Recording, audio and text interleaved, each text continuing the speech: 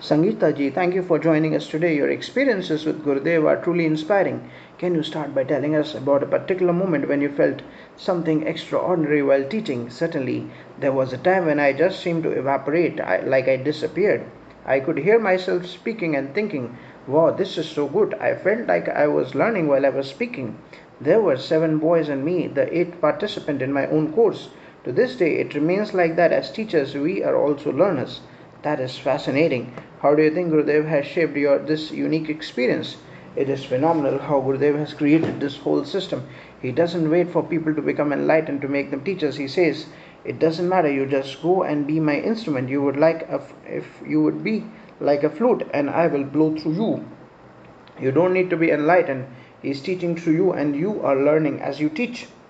It seems like there is a deeper purpose behind becoming a teacher in Art of Living. Absolutely, the purpose is not to glorify the teacher but to facilitate learning and transformation. I remember an incident a few years later when Art of Living was gaining popularity. One of the teachers mentioned a bad article in a newspaper criticizing that anyone could become a teacher. Gurudev responded, "Anyone can become a teacher. You don't have to be special. It is my job to make you special." He emphasizes willingness over inherent qualities, and I find that beautiful. That's truly enlightening. Moving on to a lighter note, I heard you have a story about your singing ambitions.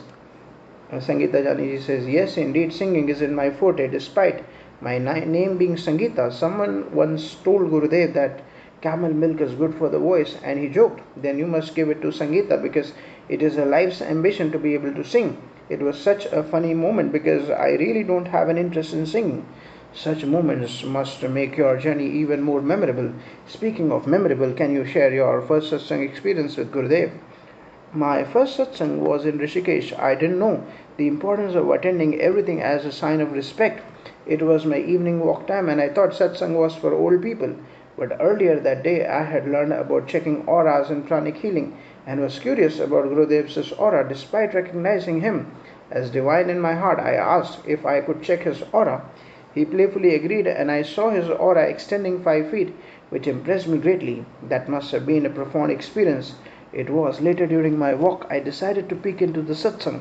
As soon as I sat at the back, my eyes shut and I felt transported to a different world. When my eyes opened, I saw Gurudev surrounded by a massive bright aura stretching from one end of the hall to the other and up to the ceiling. It was humongous, but the moment I blinked, it was gone. He showed me a glimpse of the divine presence. Incredible. Your stories truly capture the essence of being in Gurudev's presence. Any final thoughts you would like to share? Meeting a master like Gurudev is transformative. Life feels difficult until you meet such a master. Once you do, it is like having a soothing balm over your entire being. He is a blessing, a soothing presence that brings immense peace and joy. Thank you, Sangeeta ji, for sharing your enlightening experiences. It's been a pleasure listening to your journey with Gurudev. Jai Gurudev.